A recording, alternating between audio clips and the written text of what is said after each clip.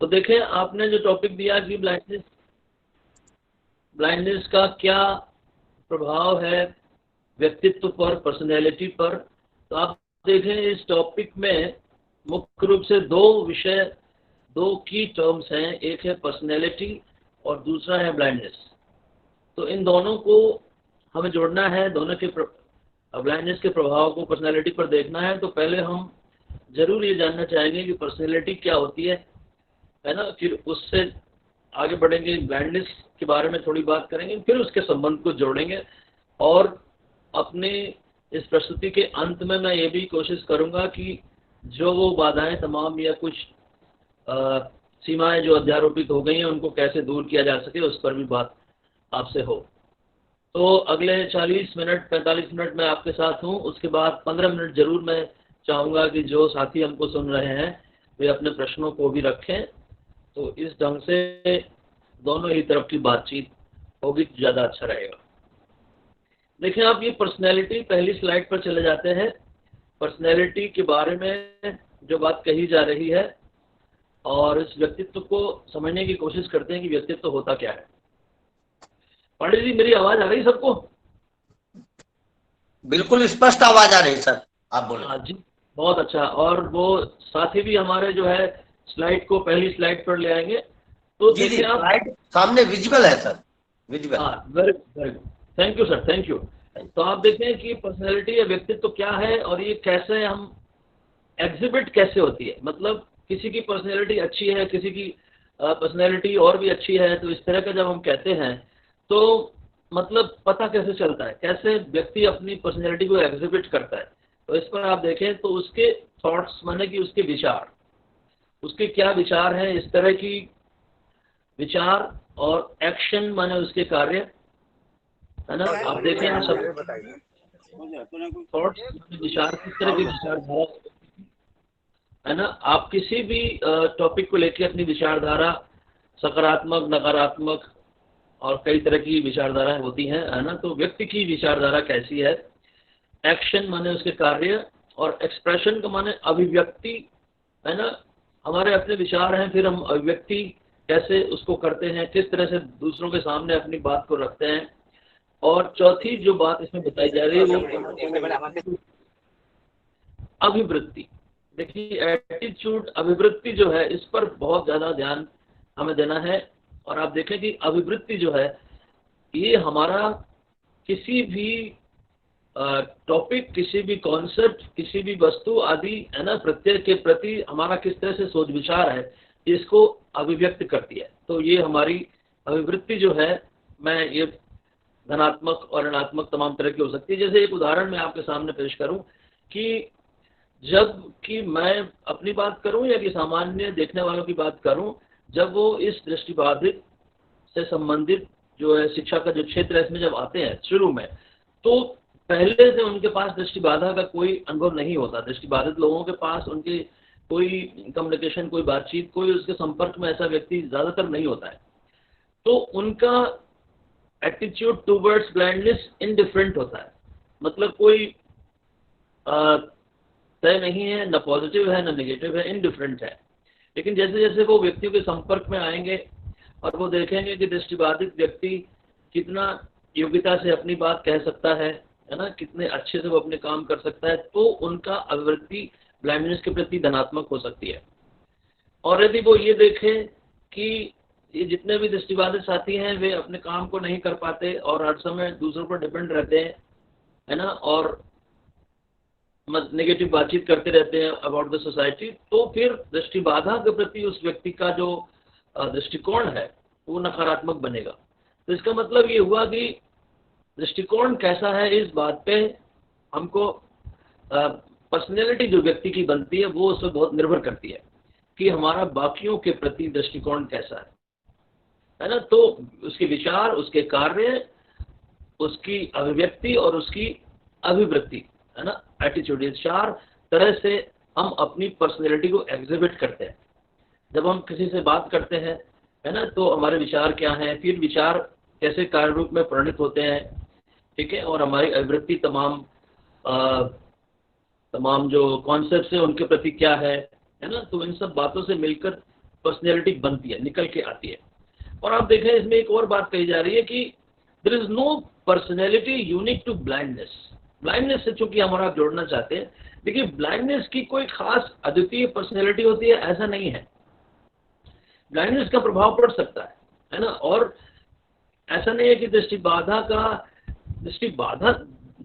व्यक्ति की कोई खास तरह की पर्सनैलिटी होती है, ऐसा नहीं है ना। कोई there is no unique personality related to blindness, ऐसा कुछ कॉन्सेप्ट नहीं है। अब ये पर्सनैलिटी तो अच्छी और अच्छी और कम अच्छी, ये तो साइटेड लोगों में, सामान्य लोगों में भी हो सकती है ना। बहुत तरह के लोग होते हैं, है ना, बहुत तरह के लोगों के विचार होते हैं, है ना, नकारात्मक सकारात्मक सब तरह का लोग होते हैं। तो केवल दृष्टिबाधा से है और उस व्यक्ति की बिल्कुल वैसी ही पर्सनैलिटी होगी, ये कोई ऐसा कॉन्सेप्ट पढ़ने में नहीं आया, बल्कि प्रभाव तो सभी लोगों पर पड़ते ही पड़ते हैं। और जो जहाँ तक पर्सनैलिटी की बात है, बहुत ही सामान्य तौर पर मैं आपको बताऊं कि दो तरह की पढ़ने को मिलती है, एक एक्सट्रोवर्ट और एक इंट्रोवर्ट। बहिर्मुखी और अंतर्मुखी तरह के लोग होते हैं। बहिर्मुखी माने जो बहुत आउटगोइंग है, आउटस्पोकन है, अपनी बात को रखता है, आगे बढ़कर हर समय भाग लेने की कोशिश करता है। और अंतर्मुखी वो लोग हैं जिनको कि यदि कोई काम दिया जाएगा तो वो करेंगे, है ना, पूरी ईमानदारी से करेंगे, बहुत अच्छे से करेंगे, लेकिन अपने से बढ़कर आगे आना उतना ज़्यादा इनिशिएटिव नहीं लेते। जबकि जो एक्सट्रोवर्ट लोग जो हैं, बहिर्मुखी जो लोग हैं, ये बड़े इनिशिएशन लेकर आगे बढ़ते हैं। तो इस तरह की पर्सनैलिटी का एक क्लासिफिकेशन पढ़ने को मिलता है। यद्यपि आप बहुत कुछ पढ़ने को मिलेगा, लेकिन मैंने बहुत ही संक्षिप्त में आपको बताया कि किसी भी व्यक्ति की पर्सनैलिटी एक्सट्रोवर्ट और इंट्रोवर्ट किस्म की किसी एक तरह की हो सकती है ना। तो ये आप देखें कि किस तरह से ये हमारी व्यक्तित्व को, सभी लोगों के व्यक्तित्व को प्रभावित करती है, न कि केवल दृष्टिबाधित लोगों को। दृष्टिबाधा के प्रभाव है व्यक्तित्व पर, वो अलग बात है, लेकिन केवल दृष्टिबाधित व्यक्ति की कोई पर्सनैलिटी है ऐसा पढ़ने में नहीं आया। आप देखें और कि जो बच्चे का जन्म हुआ और बच्चे के शुरू के जो 4 साल हैं, है ना, शुरू के जो 4 साल हैं वे बहुत ही इंपॉर्टेंट होते हैं। आपको मालूम है, हमने जब चाइल्ड डेवलपमेंट की जब बातें करी हुई हैं साइकोलॉजी में, तो आपको मालूम है कि पहले 4 साल में कितनी तेजी से बच्चे की वृद्धि और विकास होता है ना। तो उसमें यदि आपको ध्यान होगा तो एक पियाजे की स्टडी बहुत ज़्यादा इसकी चर्चा की जाती है कि किस तरह से डेवलपमेंटल स्टेजेस अलग अलग होती हैं, है ना। और वो मतलब एक समझो आपकी माइलस्टोन्स हैं, एक पर्टिकुलर एज पे एक बच्चा ये बात सीख लेगा, है ना। एक समझो आपकी लगभग 1-1.5 साल में चलना सीख लेगा, है ना, और 1-1.5 साल में आप देखें वो एक भाषा भी बोलना सीख जाता है ना। आप देखिए इसी तरह का आप देखेंगे बच्चों के, यदि आप ऑब्जर्व आपने किया होगा घरों में या बाहर, तो आप देखेंगे कि बच्चों का विकास बहुत तेजी से होता है। मातृभाषा वो 1-1.5 साल में सीख लेते हैं, चलना फिरना दौड़ना, यानी आप ये तमाम इस तरह के हमारे डेवलपमेंटल माइलस्टोन्स हैं जो कि समय समय पर पूरे होते रहते हैं। यहाँ पे जरूर आप देखेंगे कि दृष्टिबाधा अगर आ जाती है तो फिर कुछ बातें चर्चा और आप आगे करेंगे। तो वो जो माइलस्टोन्स हैं, है ना, कि पर्टिकुलर समय पर ये बच्चा सीख लेता है ना, उनमें थोड़ा बहुत डिले पाया जाता है, क्योंकि कई बार जो है विजन बहुत ज़्यादा रोल प्ले करती है। अपनी दृष्टि जो है वो किसी व्यक्ति के विकास में, बहुत कुछ सीखने में, बहुत कुछ विजन का चूंकि रोल होता है, इसलिए हम ऐसा कह सकते हैं कि उसकी वजह से तमाम प्रभाव पड़ते हैं। उनकी चर्चा हम आपके संग करेंगे। तो यहाँ कहा यह जा रहा है कि जो माइलस्टोन्स हैं, डेवलपमेंटल जो माइलस्टोन्स हैं, उनमें कुछ डिले पाया जा सकता है। जैसे आप देखें कि कोई दूर, अगर मेरे बच्चे के सामने अगर कोई खिलौना है तो उसको वो दौड़ के भाग के पकड़ने की कोशिश करेगा। अब अगर दृष्टिबाधित बच्चा है तो वो अगर खिलौना आवाज़ नहीं कर रहा है, केवल रखा हुआ है, तो वो उसको पकड़ने की कोशिश नहीं करेगा क्योंकि वो देख नहीं रहा है। तो इस तरह से कई बार, है ना, कई बार उसकी जो चलने फिरने दौड़ने भागने की जो एक्टिविटीज़ है ना, वो थोड़ी सी पीछे रह जाती हैं, जिस वजह से उसका शारीरिक विकास कह लो, है ना, या और भी तरह से आप भाषाई विकास, है ना। जब हम कोई चीज़ छुएंगे, है ना, तब उसके बारे में जानने की कोशिश करेंगे, सवाल पूछेंगे। वो अगर मेरी रीच में कोई वस्तु है ही नहीं तो हम सवाल नहीं पूछेंगे। तो इस तरह से कुछ डेवलपमेंटल जो माइलस्टोन्स हैं वो डिले होने की बात की जाती है। उसके बाद आप देखें ये जो पर्सनैलिटी के डेवलप करने का जो एक तरीका है, इसको हम सोशलाइजेशन कह सकते हैं। सामाजिकरण से हम अपना व्यक्तित्व का विकास करते हैं, और सामाजिकरण माने समाज में तमाम लोगों से मिलने जुलने की जो प्रक्रिया है, और ये प्रक्रिया शुरू होती है मदर से, माँ से ही। जैसे माँ की गोद में बच्चा है, उसी समय वो माँ से माँ हंसती है तो वो भी हंसता है, और वो तमाम जो उसकी बातचीत है ना, मदर से कांटेक्ट में ही वो बातें शुरू हो जाती हैं। और आप देखें, अगर अगला एक पॉइंट लिखा हुआ आई कांटेक्ट का। आई कांटेक्ट माने आंखों से आंखों का, है ना, कांटेक्ट होना। देखिए, जब मदर बात करना चाह रही है बच्चे से, है ना, कई बार नॉन वर्बल बातचीत भी होती है, केवल मुस्कुरा रहे हैं, उसका जवाब बच्चा नहीं दे रहा है, ठीक है, दृष्टि बाधा के कारण। तो ये जो आई कांटेक्ट न होने के कारण कई बार ऐसा हो सकता है कि उस परिवार में उस बच्चे का स्वागत भी थोड़ा कम ही हो। यद्यपि बच्चा जब पैदा होता है तो घर में बड़ी खुशी होती है, लेकिन दृष्टिबाधित बच्चे के पैदा होने के बाद हो सकता है थोड़ा सा माता पिता में भी मायूसी आ जाए, है ना, क्योंकि वो जो एक उम्मीद है, वो जो बच्चे के आने से जो खुशी है, और जो इंटरेक्शन है जो होना चाहिए था माता से और पिता से और बाकी पेरेंट्स से और बाकी सिबलिंग से, भाई बहनों से, है ना, वो सब पूरी फैमिली, मतलब पहले माँ, उसके बाद पूरी फैमिली के तमाम मेंबर्स के संग जो उसकी जो इंटरेक्शन होना है, उसमें थोड़ी सी कमी आपको दिखाई दे सकती है। और फिर जब यही बच्चा स्कूल पहुंच जाएगा तो फिर पीयर्स माने कि साथीगण तमाम, वहाँ भी आप देखें जब स्कूल में पहुंचते हैं और आप, तो हम देखते ही हम दोस्त बन जाते हैं। किसी को हमने देखा और हमने मुस्कुराया, उसने मुस्कुराया, और हम दोस्त बन गए। अब ये कोई बातचीत अभी हुई नहीं है। आप देखो, दृष्टिबाधित व्यक्ति के संग ये घटना नहीं घटेगी, है ना, वो जब तक आप उसको कहोगे नहीं, अपने से बोलोगे नहीं, तब तक वो आपके संग बातचीत नहीं करेगा। तो इस तरह से हो सकता है कि साथीगण भी कई बार उसके साथ बैठना नहीं चाहते, दोस्ती नहीं करना चाहते। तो ये सब जो हो रहा है, चाहे परिवार में, चाहे माँ के साथ, भाई बहन के साथ, दोस्तों के संग, इससे हमारा सामाजिक दायरा संकुचित सा हो जाता है, और हमारे व्यक्तित्व के विकास की जो प्रक्रिया है, जो सामाजिकरण के माध्यम से हमको डेवलप होना था, है ना, वो उनमें कहीं न कहीं बाधा पड़ती है। और आप देखें, एक एटीट्यूड ऑफ द अदर्स, दूसरों का क्या अभिवृत्ति है आपके प्रति, दूसरे आपके बारे में क्या सोचते हैं, है ना। तो कई बार आप देखेंगे कि लोगों का दृष्टिबाधा के प्रति नकारात्मक दृष्टिकोण पाया जाता है। जितने लोग, देखिए, हमारी आपकी तरह जो लोग इस फील्ड में हैं, जो काम कर रहे हैं, उनको तो बहुत सी बातें पता है ना, उनको पता होता है कि हाँ भाई, सभी दृष्टिबाधित व्यक्ति भी बिल्कुल सामान्य लोगों की तरह होते हैं, उनसे हमें आपस में संबंध बनाने चाहिए। लेकिन जो एक आम पब्लिक है, उसमें कई बार नकारात्मक आवृत्तियां टूवर्ड्स ब्लाइंडनेस पाई जाती हैं, देखी गई है ना। तो दूसरे लोगों का जो एटीट्यूड होगा, उसमें फैमिली भी सम्मिलित हो सकती है ना, दोस्त भी सम्मिलित हो सकते हैं, टीचर्स सम्मिलित हो सकते हैं। सो बाकी लोगों का अगर कुछ नकारात्मक सा आवृत्ति है इस बच्चे के प्रति, तो फिर एक बार उस बच्चे की पर्सनैलिटी पर इसका नकारात्मक प्रभाव पड़ेगा।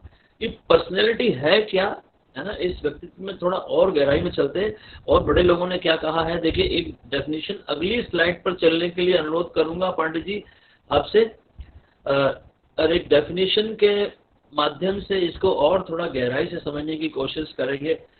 पांडे जी, आवाज आ रही है मेरी आपको? स्पष्ट आवाज आ रही है, बोलिए जी। तो दूसरी स्लाइड पर सर चले जाएंगे, और मैं कह रहा था कि व्यक्तित्व के बारे में और गहराई से समझने के लिए, और बड़े लोगों का क्या कहना है ना, एकेडमिशियंस का क्या कहना है, साइकोलॉजिस्ट लोग क्या क्या कहते हैं। तो एक सज्जन है ऑलपर्ट महोदय की डेफिनेशन से इस बात को और थोड़ा समझने की कोशिश करेंगे कि व्हाट इज पर्सनैलिटी। तो पर्सनैलिटी में बी डिफाइंड एज कि it is a dynamic organisation.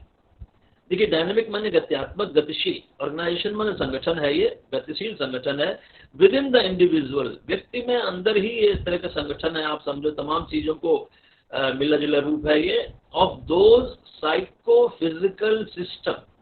Psycho माने मनोवैज्ञानिक, और फिजिकल माने शारीरिक मनोवैज्ञानिक जो हमारा सिस्टम है, उसमें ही एक अंतर संगठन कह लो, और वो भी गतिशील माने लगातार बदलते रह जाने वाला, that determines unique adjustment with the environment।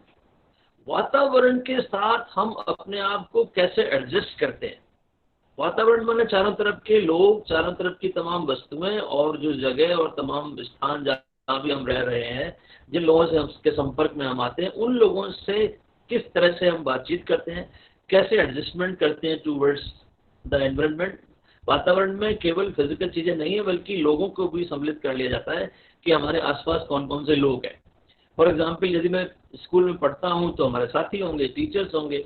अगर मैं छोटा हूँ, अभी स्कूल नहीं जाता हूँ, तो परिवारी लोग होंगे, है ना, पड़ोसी हो सकते हैं। तो ये सब जो तमाम एक समाज हमारे आसपास है, इस सब को हम वातावरण कह रहे हैं।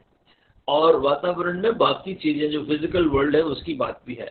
तो इस सब के संग हम अपने आप को किस तरह से समायोजित करते हैं, इसका एक मिला जुला रूप हमारी पर्सनैलिटी होती है। कुछ और यदि हम स्पेसिफिक टर्म्स में यदि बात करना चाहें इसको और समझने के लिए, तो हाउ यू लुक, आप कैसे दिखते हैं, है ना। हाउ यू टॉक, आप कैसे बातचीत करते हैं।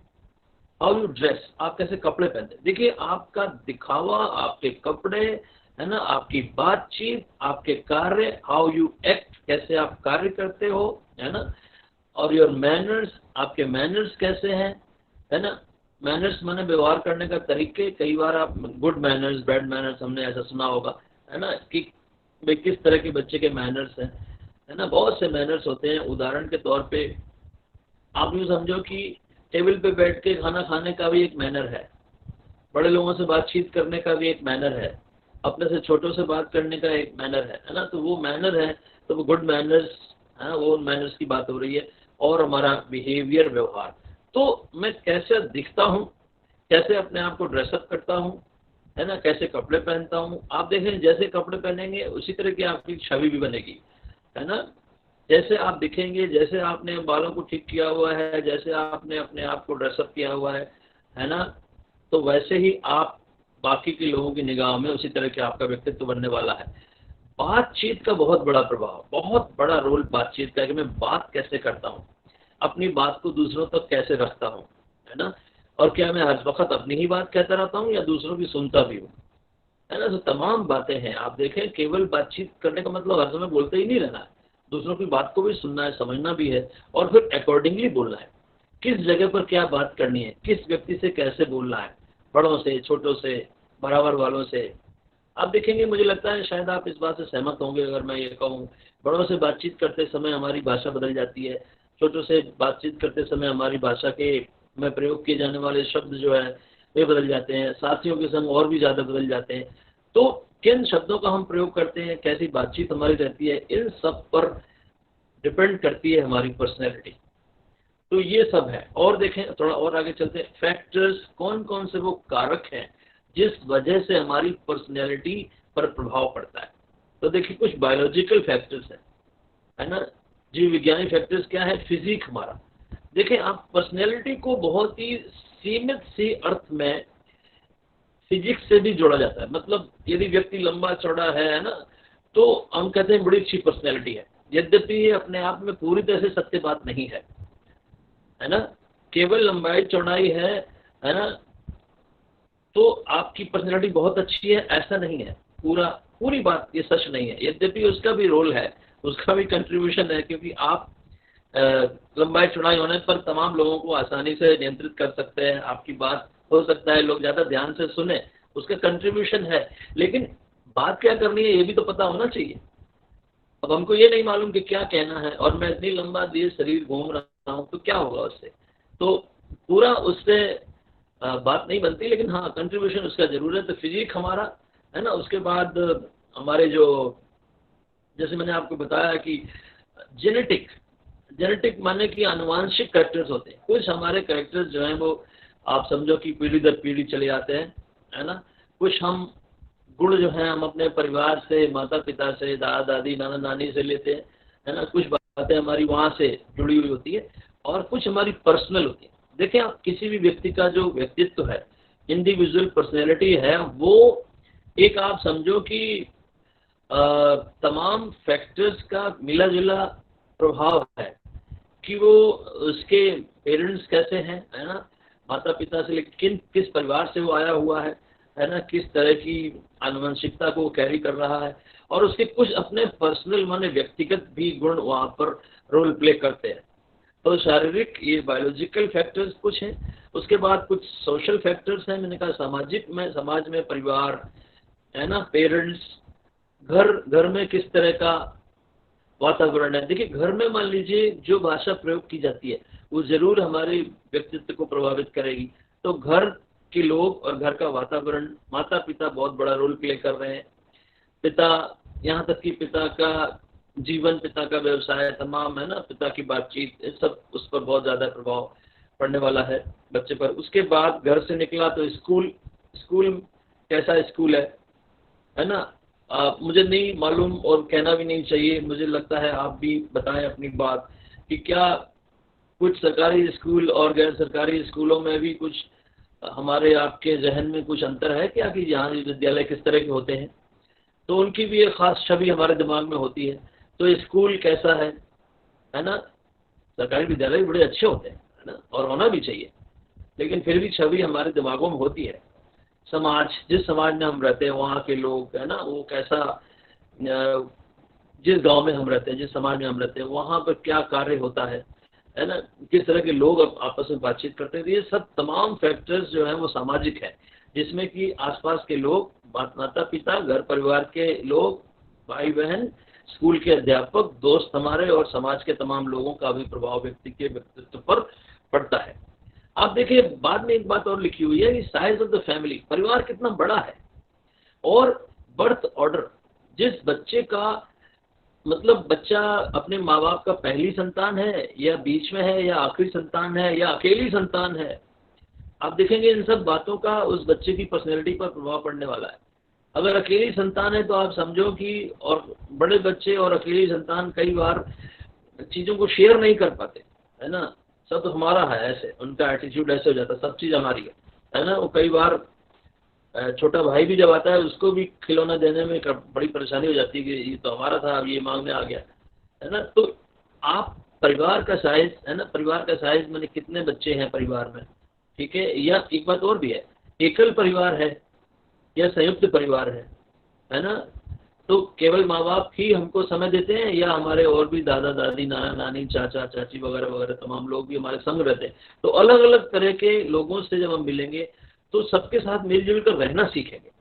तो ये कोऑपरेशन जो है वो बड़ी ज़्यादा प्रभाव डाल देती है हमारे व्यक्तित्व पर कि हम आगे किस तरह से अपना लाइफ लीड करने वाले हैं। तो ये सब तमाम बातें थी, एकेडमिशियंस का कहना था, और तमाम फैक्टर्स मैंने आपको बताया कि किस तरह से व्यक्तित्व होता क्या है। अब थोड़ा सा आगे बढ़ते हैं और फिर से पांडे जी से अनुरोध करेंगे कि अगली स्लाइड पर चले जाएं, और ये स्लाइड नंबर शायद तीसरी होगी। ब्लाइंडनेस के बारे में थोड़ी जानने की कोशिश करते हैं कि ब्लाइंडनेस है क्या और कितने तरह की होती है और उसका फिर प्रभाव क्या होता है, इस पर हम लाने की कोशिश करेंगे। तो आप देखें, ब्लाइंडनेस जो है के बारे में जब हम और आप जानना चाहते हैं तो फिर आपने देखा होगा, सुना होगा कि ब्लाइंडनेस शुरू कब हुई, व्यक्ति के जीवन में ब्लाइंडनेस कब आई, ऑनसेट ऑफ डिसेबिलिटी कब हुआ, शुरुआत कब हुई। क्या वो कॉन्जेनिटल है जिसको आप अर्ली ब्लाइंडनेस कह रहे हैं, कॉन्जेनिटल माने जन्म से ही, क्या बच्चा दृष्टि बाधित जन्म से ही है ना, या एडवेंटिशियस है, या कि जन्म के बाद में कभी जीवन में ऐसा हो गया। देखें आप, जन्म से दृष्टिबाधित बच्चा है तो उसका अलग से लाइफ के प्रति एडजस्टमेंट होगा है ना, उसने दुनिया वैसी ही देखी जैसी वो ब्लाइंडनेस होने पे आदमी देखता है। लेकिन अगर दृष्टिबाधित बाद में हुआ है ना, 8-10-12 साल पर अगर हुआ तो उसने दुनिया तो पूरी रंगीन देखी हुई है। उसके बाद आप देखेंगे कई बार एडजस्टमेंट ज़्यादा कठिन हो जाता है अगर ब्लाइंडनेस बाद में हुई है ना, क्योंकि बहुत मुश्किल होता है अपने आप को संभाल पाना। अचानक अंधेरा आप छा जाए आपके सामने है ना, आप सोच के जरा देखो कि जब हम नहाते हैं और साबुन लगाते हैं मुंह पे तो कितनी जल्दी रहती है कि पानी डालें और जल्दी से आँख खोल दें है ना। हम एक सेकंड भी नहीं बर्दाश्त कर सकते आंखों को बंद करके रखना और ये इस व्यक्ति को पूरा जीवन इस तरह से बिताना है, और जिसने दुनिया देखी हुई है तो उसके लिए एडजस्टमेंट बड़ा मुश्किल हो जाता है ना। जन्म से दृष्टिबाधित तो उसने दुनिया ही उसी तरह की देखी है, उसका फिर भी आसान होगा। इसी तरह से जो पूर्णतः दृष्टिबाधित है, अगला आप देखें, थर्ड पॉइंट पे डिग्री लिखी हुई है, लो विजन या टोटली ब्लाइंड। जो पूर्णतः दृष्टि बाधित है उनका एडजस्टमेंट अलग, उनकी पर्सनैलिटी अलग। लेकिन जो लो विजन वाले हैं, कई बार लो विजन वाले ज़्यादा परेशान होते हैं, क्योंकि लो विजन वालों को ना साइटेड लोग अपने संग बैठाना चाहते हैं, ना ब्लाइंड लोग। ब्लाइंड लोग ये कहते हैं भाई तुमको देख रहे हो, तुम अपना है ना और कहीं देखो, वहाँ जाओ।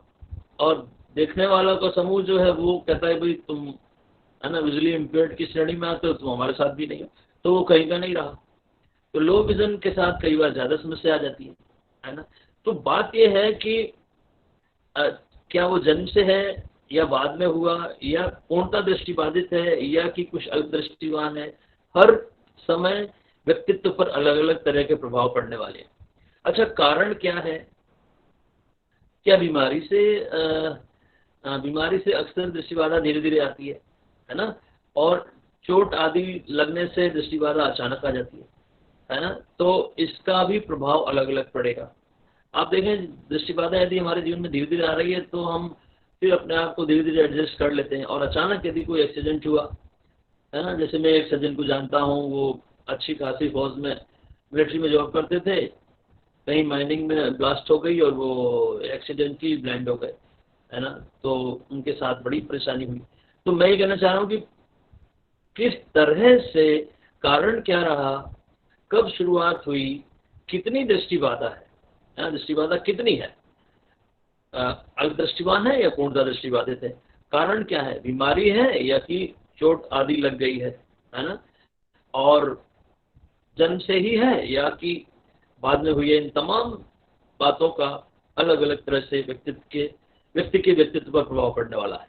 और अगला मैं एक और पॉइंट यहाँ पर लिखा हुआ है, वो है कि दृष्टिबाधा का प्रभाव। देखिए, दृष्टिबाधा का प्रभाव व्यक्ति पर क्या पड़ा, दृष्टिबाधा का प्रभाव दृष्टि पर क्या पड़ा। आप देखें, आपने पढ़ी हुई होगी जरूर ब्लाइंडनेस के बारे में, है ना। एक सेंट्रल विजन होता है जिसमें मैं केवल सामने देख सकता हूँ, एक पेरिफेरल विजन होता है कि मैं साइडवेज भी देख सकता हूँ, है ना।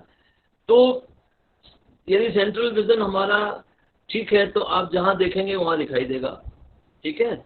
और सेंट्रल विजन ही मान लीजिए लॉस हो गया तो आप जहाँ देखना चाहते हैं वहीं दिखाई नहीं देगा, जहाँ फोकस करेंगे वहीं नहीं दिखेगा। पेरिफेरल विजन का मतलब ये है कि आपने देखा होगा, आप सामने देखते हो फिर भी साइड में ऊपर नीचे दिखाई देता है थोड़ा बहुत, वो हमारा पेरिफेरल विजन है, जो कि भागने दौड़ने चलने फिरने में बहुत इस्तेमाल होता है ना। सेंट्रल विजन पढ़ने लिखने में इस्तेमाल होता है।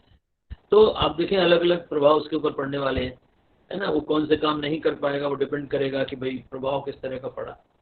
एक तीसरे किस्म का प्रभाव है कि भाई ब्लर्ड विजन हो गया। विजन है तो सब जगह, सेंट्रल विजन भी है, पेरिफेरल भी है, इधर भी दिख रहा, सामने भी दिख रहा, लेकिन सब जगह धुंधला दिख रहा। तो किस तरह का प्रभाव पड़ा दृष्टिबाधा का। सो दृष्टिबाधा, अभी हमने पर्सनैलिटी के बारे में बात की, दृष्टिबाधा के बारे में बात कर रहे हैं कि दृष्टिबाधा की कब शुरुआत हुई, कारण क्या था, कितनी ज्यादा मात्रा हो गई है और उसका प्रभाव क्या पड़ा है। इन सब बातों का भी व्यक्ति के व्यक्तित्व पर प्रभाव पड़ने वाला है। इस संदर्भ में फिर से एक बहुत ही महत्वपूर्ण स्टडी की बात की जाती है, और मैं आपको कहूँगा, अनुरोध करूँगा अगली स्लाइड पे जाने के लिए। एक फादर कैरोल है ना, 50-60 बरस पुरानी एक स्टडी है, लेकिन बहुत ही इसका खूब जिक्र होता है ना। 1960s के शायद मुझे लगता है आसपास की स्टडी है फादर कैरोल की। उन्होंने दृष्टिबाधा के तमाम प्रभावों को, लगभग 20 तरह के प्रभाव उन्होंने बताए, है ना, और उन प्रभावों को फिर 5-6 भागों में बांट कर हमारे सामने रखने की कोशिश की है। और ये बिल्कुल वही आपको बताएंगे कि किस तरह से व्यक्ति की पर्सनैलिटी पर दृष्टिबाधा का प्रभाव पड़ जाता है। तो आप देखें क्या क्या प्रभाव पड़ने वाले हैं। साइकोलॉजिकल कुछ प्रभावों की बात ये कर रहे हैं। साइकोलॉजिकल सिक्योरिटी एक बड़ा विषय है ना। सुरक्षा, आप देखें, व्यक्ति जो परिवार में या समाज में जो रहता है, तो व्यक्ति समाज में क्यों रहता है? व्यक्ति समाज में रहने का कारण ये है कि वो सुरक्षा चाहता है ना। वो चाहता है कि भाई हम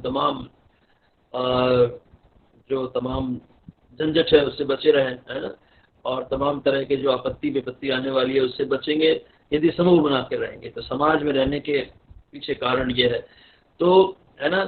तो आप देखें कि वो जो सुरक्षा है ना, एक जो सुरक्षा तमाम तरह की हो सकती है ना, फिजिकल भी और साइकोलॉजिकल भी, तमाम तरह की सुरक्षा की बात यहाँ पर मनोवैज्ञानिक सुरक्षा की बात ये कर रहे हैं।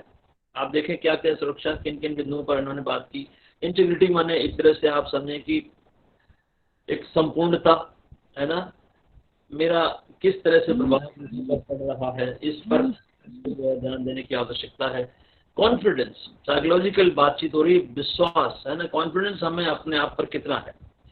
तो कॉन्फिडेंस पर असर पड़ जाता है दृष्टिबाधा का। जैसे मान लीजिए मुझे सिंपली चलना ही है ना, चल के मुझे कहीं जाना है। आपने कभी यदि दृष्टिबाधित व्यक्ति को चलते हुए देखा हो तो वो अपने कदमों को ऐसे सोच सोच कर रखते हुए आपको लगेगा, है ना, तो लगेगा कि एक एक कदम जो है पहले सोच रहा है फिर रख रहा है, बहुत ही सावधानी से, बहुत ही कॉशियसली मूव करेगा। तो मतलब ये है कि कॉन्फिडेंस की कमी है। और क्यों कमी है? क्योंकि दृष्टि बाधा है। भाई हमारा अगला कदम कहाँ रखा जा रहा है मुझे दिखाई नहीं दे रहा, है ना, तो कहीं गड्ढे पे तो नहीं चला जाएगा, चोट तो नहीं लग जाएगी, ये परेशानी तो हो सकती है। तो तमाम मनोवैज्ञानिक प्रभाव जो है वे हमारे ऊपर दृष्टि बाधा के पड़ते हैं।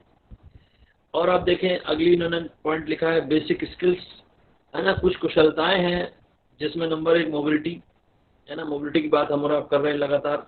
एक स्थान से दूसरे स्थान को जाने की क्षमता को मोबिलिटी कहते हैं, है ना। ये इस पर बहुत बड़ा प्रभाव पड़ने जा रहा है हमारे ऊपर यदि दृष्टि बाधा आ जाती है। ये कौन कह रहा है?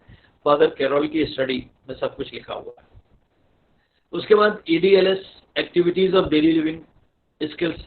डेली लिविंग में बहुत सा हमको जो है खाना पीने से लेके कपड़े पहनना, तैयार होना, बाल काटना और जूते बांधना और क्या क्या। फिर यदि हम बड़े हैं तो तमाम पैसे का लेन देन, बाजार में जाना, ये सब जो तमाम हमारे रोज के कार्य हैं, ये जो क्रियाएं हैं, इस पर भी बहुत ज़्यादा प्रभाव पड़ता है दृष्टि बाधित हो गया है बच्चा तो। उसके बाद थर्ड पॉइंट में कम्युनिकेशन या संप्रेषण की बात की जा रही है। कम्युनिकेशन आप देखें, कम्युनिकेशन रिटन हो सकता है, लिख कर। यदि दृष्टि बाधित मैं हो गया हूँ तो फिर मैं लिखूंगा कैसे? देखिए जब तक मैंने ब्रेल नहीं सीखी है ना, तब तक मेरे सामने जो रिटन कम्युनिकेशन है कि मेरे पास कोई किसी का लेटर आया, किसी की मेल आई तो मैं पढ़ूं कैसे, है ना, उसका जवाब कैसे दूं? अभी तो हमारे पास बहुत टेक्नोलॉजी आ गई है, लेकिन स्टडी चूंकि पुरानी है, उसके बावजूद भी, टेक्नोलॉजी आने के बावजूद भी कई बार रिटन कम्युनिकेशन या कम्युनिकेशन में दृष्टि बाधित व्यक्ति को तमाम परेशानियां होती हैं। स्पोकन कम्युनिकेशन, स्पोकन कम्युनिकेशन माने कि मौखिक रूप से जो बातचीत करते हैं, फिर हमारा जो संप्रेषण है दूसरे लोगों से, उस पर भी तमाम बाधा आ जाती है ना। इसलिए आती है क्योंकि जब हमारे सामने दृष्टि बाधा है, सामने वाले व्यक्ति को मैं देख नहीं पा रहा हूँ, है ना, तो फिर मैं उससे कई बार बातचीत कैसे करूँगा?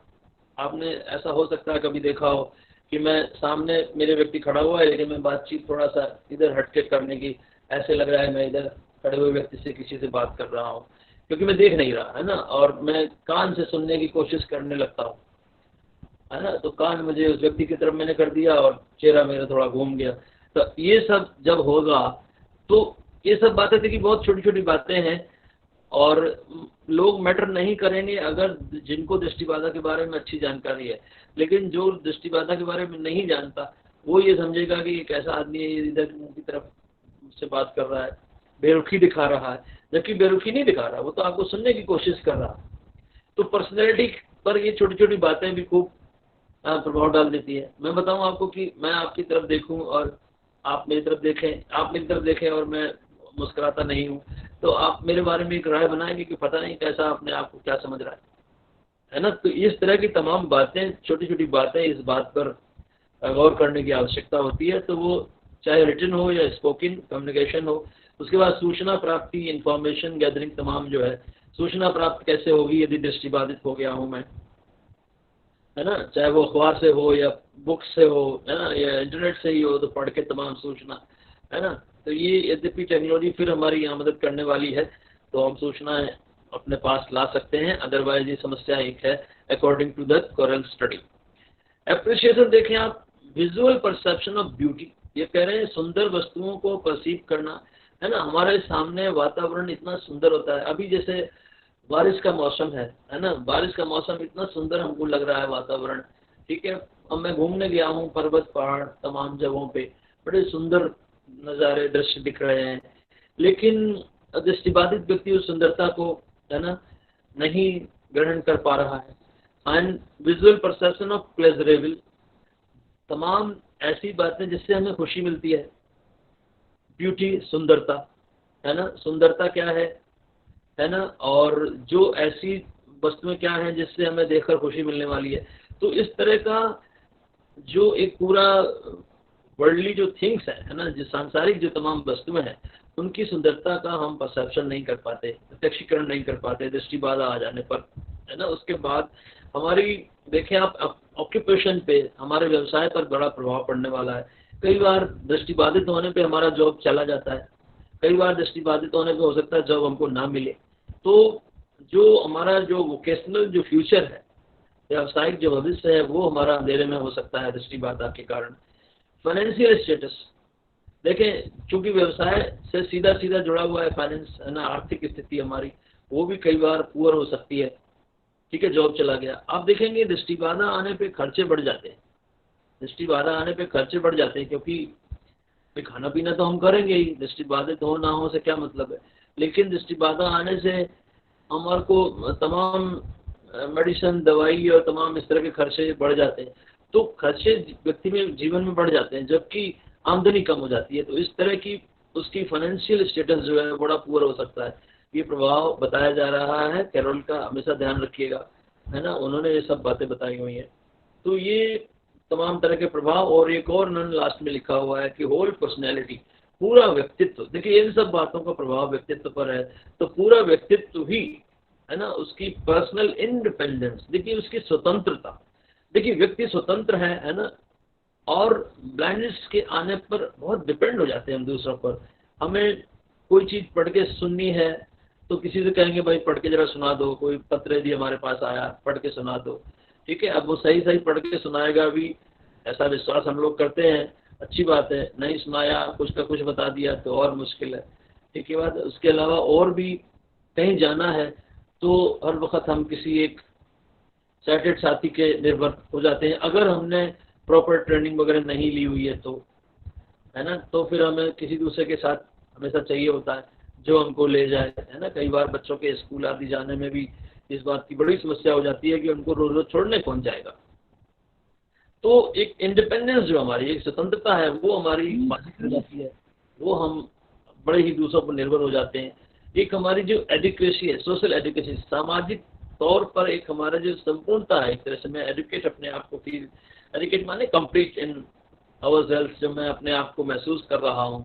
और जो हमारी सेल्फ स्टीम है, हमारा जो आत्मविश्वास जो है, आत्मधारणा जो है ना, उन सब पर बहुत ही नकारात्मक सा असर पड़ता है ब्लाइंडनेस का, ये कहना है कैरोल का। फादर कैरोल ने बहुत ज़्यादा लिमिटेशंस की बात करी है, बहुत ज़्यादा नकारात्मक प्रभाव की बात करी है ना, बहुत कुछ लिख डाला है। इस तमाम बातों को छोटे 3 बिंदुओं में आपके सामने ले आए हैं। एक और सज्जन का नाम मैं आपके सामने ले रहा हूँ, बर्टोल्ड लोएनफेल्ड।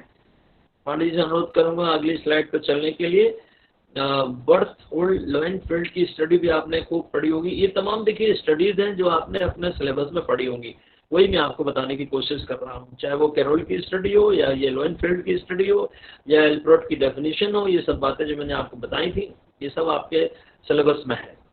आप देखें वो जो लोएनफेल्ड की स्टडी है वो दृष्टि बाधा के द्वारा व्यक्ति पर अध्यारोपित सीमाओं की बात करती है। और इन सीमाओं की बात करना इसलिए जरूरी है कि उन सीमाओं का जरूर आपके व्यक्तित्व पर प्रभाव पड़ने वाला है। तो आप देखें कि इस दृष्टिबाधित व्यक्ति का जो अनुभव है, जो अनुभव का प्रकार और जो प्रसार है, जो रेंज एंड वैरायटी है ना, कितने तरह के अनुभव आपको देखकर, एक्चुअली विजन जो है बहुत ही एक ऐसा रोल प्ले करता है ना। विजन से आप दूर बैठकर भी किसी वस्तु के बारे में जानकारी प्राप्त कर सकते हैं, है ना, विजन। और कुछ हद तक सुनकर भी हम दूर से वस्तु हमारे बिल्कुल टच में, कांटेक्ट में ना भी हो, तब भी हम उसके बारे में जानकारी हासिल कर सकते हैं। लेकिन अगर विजन नहीं है तो फिर ये तमाम बातें बड़ी कठिनाई हो जाती हैं और हमारे जो अनुभव हैं वे बड़े ही सीमित हो जाते हैं। वेरी लिमिटेड एक्सपीरियंसेस जो है दृष्टिबाधित व्यक्ति कर पाता है। उसके अनुभवों का प्रकार और प्रसार, अनुभवों का जो रेंज और वैरायटी, अलग अलग प्रकार के अनुभव जो एक देखने वाला बच्चा कर पाता है ना, वो ये हमारा दृष्टिबाधित व्यक्ति कई बार नहीं कर पाता। ऐसा फिर से लोएनफेल्ड जी का कहना है, और बड़ी जो है मान्यता प्राप्त स्टडी है ना। ऐसा आपको खूब देखने को मिलेगा जब आप किसी भी दृष्टिबाधित व्यक्ति के संपर्क में आएंगे तो। अगली जो लिमिटेशन इन्होंने फिर से मोबिलिटी की बात करी, एबिलिटी टू गेट अबाउट, एक स्थान से दूसरे स्थान पे जाने की क्षमता में बहुत बड़ा प्रभाव पड़ने वाला है ब्लाइंडनेस का। ये आपको लगातार बताया जा रहा है, यहाँ भी बताया गया। और तीसरा देखें, इंटरेक्शन विद द एनवायरनमेंट, वातावरण के संग अनुक्रिया। वातावरण के संग अनुक्रिया का मतलब क्या है? देखिए आप देखिए, अभी मान लीजिए हम और आप 10 लोग यहाँ बैठ के बातचीत कर रहे हैं, है ना, और एक 11वां व्यक्ति और यहाँ पे आ जाता है। मान लीजिए 10 बच्चे बात कर रहे हैं, है ना, स्टूडेंट्स क्लास में बैठे हुए, टीचर अचानक आ जाते हैं, है ना, एक व्यक्ति आके जुड़ गया, तो जो साइटेड बच्चे हैं वो तो तुरंत अपनी अपनी जगह पर व्यवस्थित हो जाएंगे, लेकिन दृष्टिबाधित बच्चे को अगर बताया ना जाए कि सर आ गए, तो वो वैसे ही अपनी तमाम कार्यक्रम करता रहेगा जो पहले कर रहा था। तो वातावरण के संग जो अनुक्रिया है, मतलब वातावरण में जो परिवर्तन हुआ उसके संग जो एक तरह से अनुक्रिया हमें करनी चाहिए थी, है ना। इन द सेम वे मान लीजिए कि मैं किसी एक व्यक्ति से बात कर रहा हूँ, है ना, वो मेरे सामने खड़ा हुआ है और मैं बात किए जा रहा हूँ, वो चल गया, है ना, वो चला गया, और मैं अभी भी बात किए जा रहा हूँ, वो बिना बताए चला गया। कई बार ऐसे क्लासरूम में या लिविंग रूम में कई बार ऐसे होता है कि एक व्यक्ति कोई बैठा हुआ है, वो उठ के चला गया, और यदि उसने मुझे बताया नहीं, है ना, तो मैं कैसे जानूंगा कि वो चला गया, और मैं ये सोचता ही रहूंगा कि वो सामने बैठा हुआ है या खड़ा हुआ है। तो जो वातावरण में जो परिवर्तन हो रहे हैं, है ना, उनकी जानकारी हमको नहीं मिल पाती, है ना। जैसे मान लीजिए अब मैं क्या क्या आपको कई उदाहरण दिए जा सकते हैं। अचानक कुछ होता है ना, और हलचल मच जाती है बहुत तेज, कोई एक वजह होती है, मान लीजिए कहीं दूर आग लगी या कुछ हुआ, है ना, बहुत हलचल हुई, लोग मैं भागो भागो भागो भागो, है ना। अब लोगों ने तो देख लिया वहां क्या हो रहा है, इस व्यक्ति ने देखा नहीं, ठीक है, तो क्या होगा, उसको क्या सोचेगा कि हुआ, अचानक हुआ क्या, कारण हमको पता नहीं है, अचानक ये लोग भाग क्यों रहे हैं। उसमें से कोई बता दे तो बड़ी अच्छी बात है, हम भी उसी तरह का अपना, है ना, एक्शन करने शुरू कर दूंगा, ठीक है। तो कई बार वातावरण में परिवर्तन, मैं आपको बताऊं, एक उदाहरण देता हूँ आपको। एग्जामिनेशन हो रहा था, एक बच्चे को अचानक कुछ चक्कर आया, वो गिर गया। एक दृष्टिबाधित बच्चा अपने एग्जाम दे रहा था, कुछ शारीरिक परेशानी हुई होगी, कुछ चक्कर वक्कर आया, बेचारा कुर्सी से वो जिस पर बैठा हुआ था वो गिर गया। अच्छा चलिए, इसको तो ये परेशानी हुई, लोगों ने देखा भाई गिर गया, उसके लोग खातिरदारी में लग गए। एक और दृष्टिबाधित साथी था, है ना, वो उसको पता नहीं चला कि हो क्या रहा है, उसे लगा अचानक पता नहीं क्या हुआ, वो भी गिर गया, जबकि उसको कोई चक्कर वगैरह नहीं आया। उसको पूछा गया तुमको क्या हुआ, बोला था कुछ नहीं, हमें तो लगा ये हो क्या रहा, क्यों लोग अचानक इतना ज्यादा भागम भाग क्यों हो रही है, किसको क्या हुआ। लोगों को पता है कि क्या हुआ, उसको नहीं पता कि क्या हुआ।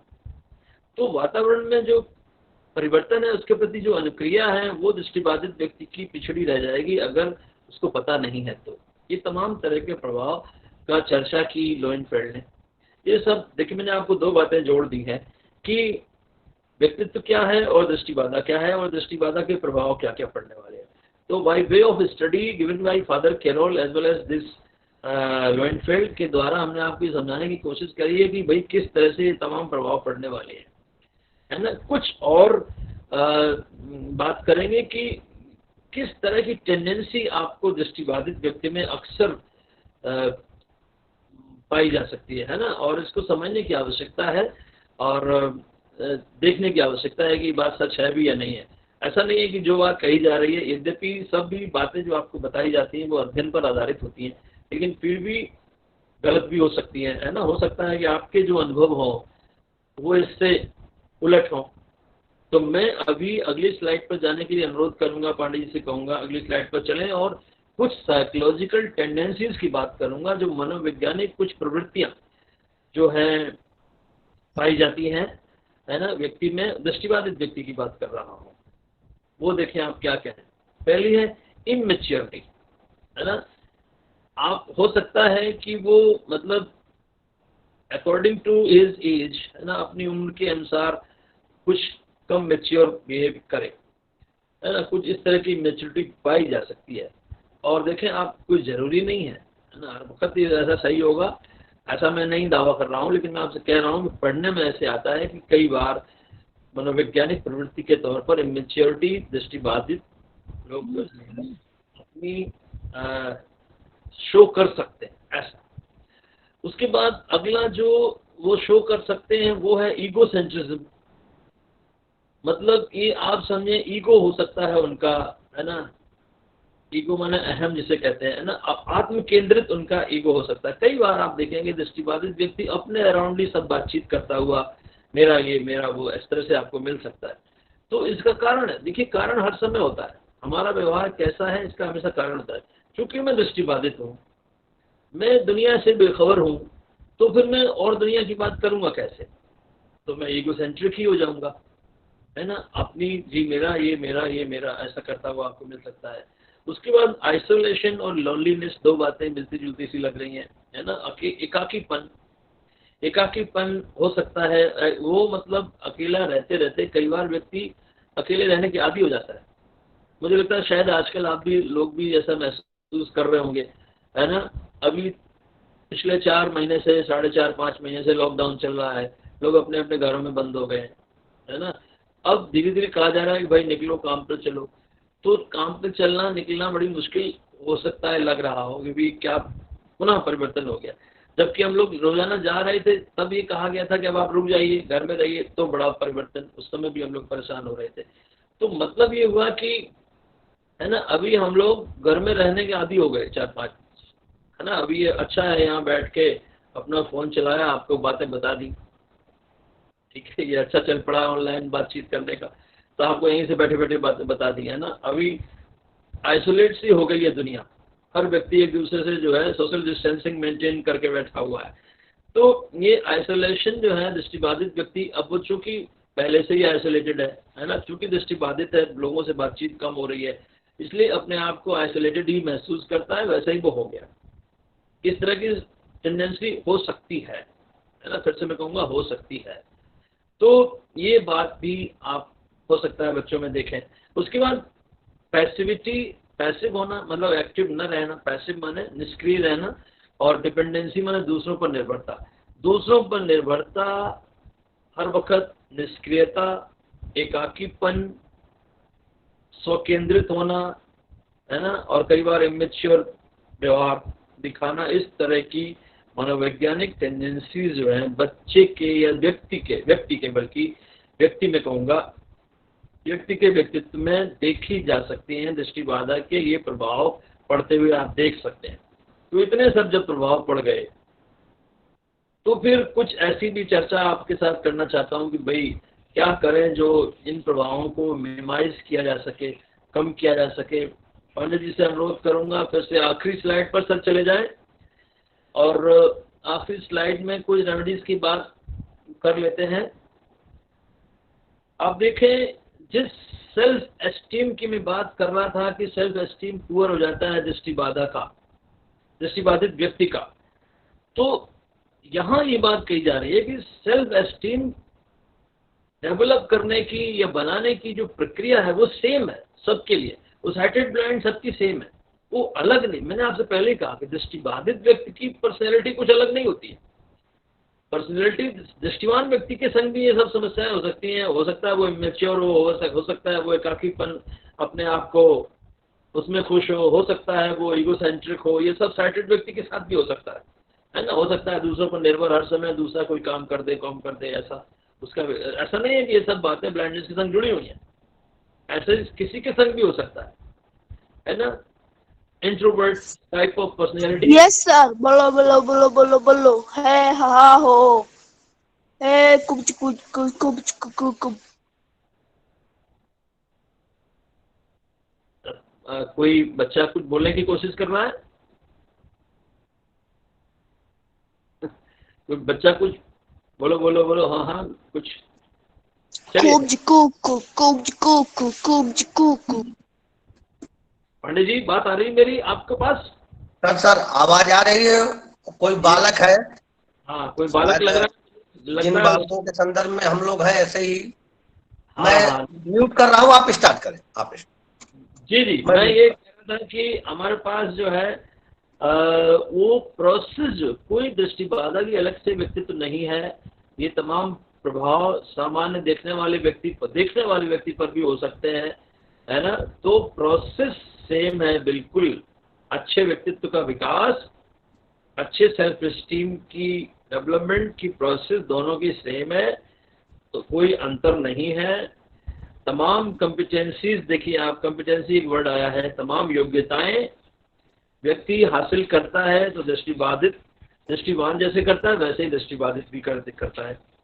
मैनेजमेंट ऑफ कॉन्फ्लिक्ट, देखें आप, तमाम ये एक अच्छा सा टॉपिक यहाँ पर लिखा हुआ है, मैनेजमेंट ऑफ कॉन्फ्लिक्ट। मान लीजिए कोई एक टसल, कोई एक झगड़ा, कुछ कोई ऐसा है ना, इक्विलिब्रियम किसी ने आपको डिस्टर्ब कर दिया है ना, कोई एक ऐसी परेशानी आ गई, उलझन हमारे सामने आ गई, उससे कैसे हम अपने आप को मैनेज करते हैं। तो कॉन्फ्लिक्ट मैनेजमेंट है ना, ये एक पर्सनैलिटी का एक अहम पहलू है कि हम किसी भी समस्या से अपने आप को कैसे बाहर निकाल के लाते हैं। तो ये सब तमाम बातें हैं, ये सभी लोगों के लिए एक सी हैं। हम यहाँ जरूर ये बात कोशिश करेंगे कि चूंकि हमारा बच्चा दृष्टिबाधित है, इसलिए उसके जो रिमेनिंग सेंसेस हैं, सुनना, छूना वगैरह, जो तमाम उसके बचे हुए जो ज्ञानेंद्रियां हैं, है ना, सूंघना, टच करना, लिसनिंग, है ना, इन सब पर ज़्यादा गौर करेंगे और मल्टी सेंसरी अप्रोच से हम उसके संग कुछ पढ़ाई लिखाई की बातचीत करेंगे ताकि वो अपने आप को थोड़ा आगे बढ़ा सके। और अगला पॉइंट जो इंक्लूजन का लिखा हुआ है, समावेशन, इंक्लूजन की चर्चा बहुत होती है, इंक्लूजन बहुत जगह पर हमारा फॉलो भी कर रहे हैं। इंक्लूजन का मतलब है कि आप दृष्टिबाधित बच्चे को भी शुरू से ही, है ना, शुरू से ही अपने साथ सभी क्रियाओं में रखिए, पढ़ाई भी साथ में करिए, जीवन भी साथ साथ चलेगा। ऐसा नहीं होना चाहिए कि 12वीं तक वो स्पेशल स्कूल में पढ़े और फिर जाइए आपके लिए जीवन खुला हुआ है। वो जो शुरुआती दौर है ना, वो बचपन है, घर में भी हमको प्यार मिलना चाहिए। घर से आप चलो जी बाहर स्कूल में पढ़ना है, आपको भेज दिया गया, तो घर में भी रखना है, स्कूल भेजना है, संग संग सब काम उसी पास वाले स्कूल में जहाँ हमारा दूसरा भाई पढ़ता है देखने वाला, वहीं हमको भी पढ़ने को अवसर प्राप्त होने चाहिए, उसी स्कूल में, उसी कक्षा में साथ साथ बैठ के, है ना। तो इंक्लूजन सोसाइटी में आना चाहिए और सोसाइटी में सभी अन्य पहलुओं में भी साथ साथ चलने की बात अगर हो तो ज़्यादा बढ़िया रहेगा।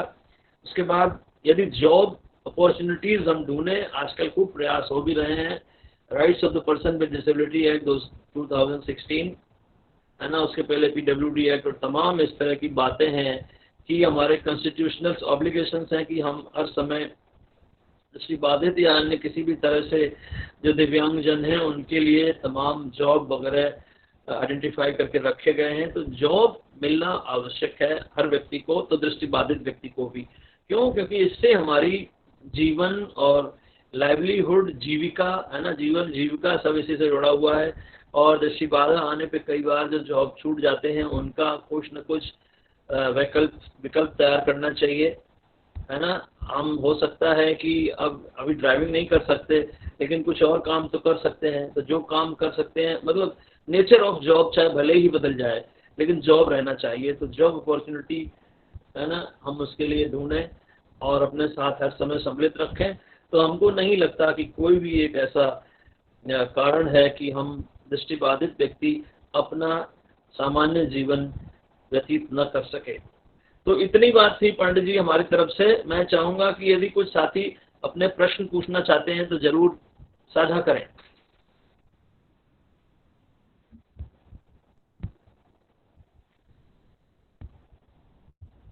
अगर कोई विद्यार्थी कोई प्रश्न करना चाहते हैं तो अपने माइक को अनम्यूट करें और पूछ सकते हैं सर से, अगर कोई आपका प्रश्न है तो।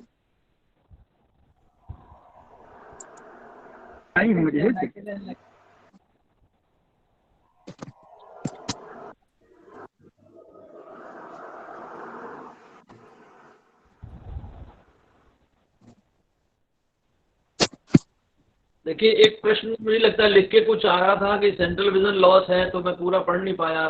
पंडित जी आपके पढ़ने में आया क्या? जी सर। क्या है ये प्रश्न? सेंट्रल विजन अगर लॉस हो गई है तो क्या उनका पेरिफेरल विजन वर्क करता है या उनका पेरिफेरल विजन पर भी इफेक्ट आ सकता है? क्या वो थोड़ा बहुत देख सकते हैं या नहीं? बिल्कुल बिल्कुल, देखिए अच्छा सवाल उन्होंने किया। देखिए ऐसा कि सेंट्रल विजन और पेरिफेरल विजन अलग अलग हैं। हो सकता है कि सेंट्रल विजन उसका लॉस हो गया है, तो कोई जरूरी नहीं है कि पेरिफेरल विजन भी लॉस होगा। पेरिफेरल विजन हो सकता है उसके पास हो और अगर वो है तो फिर आप देखें चलने फिरने, मोबिलिटी, खेलने कूदने आदि तमाम क्रियाओं में वो अपने आप को भागीदार बना सकता है। यद्यपि पढ़ने लिखने में परेशानी उसको आएगी। तो ये डिपेंड करता है कि उस पर प्रभाव क्या पड़ा। दृष्टिबाधा का प्रभाव 3 तरह का मैंने आपको बताया, या तो सेंट्रल विजन लॉस होगा, या पेरिफेरल विजन लॉस होगा, या ब्लर्ड विजन होगा, है ना। इकट्ठे भी हो सकते हैं। ये डिपेंड करेगा कि बच्चे की विजन कंडीशन क्या है। विजन कंडीशन को देख के हम ले जाएंगे उसको मेडिकल जो तमाम प्रैक्टिशनर्स हैं, है ना, डॉक्टर्स के पास ले जाके वहां से हम प्रॉपर उसका हल निकाल के ले आएंगे। क्या कोई और बच्चे का प्रश्न?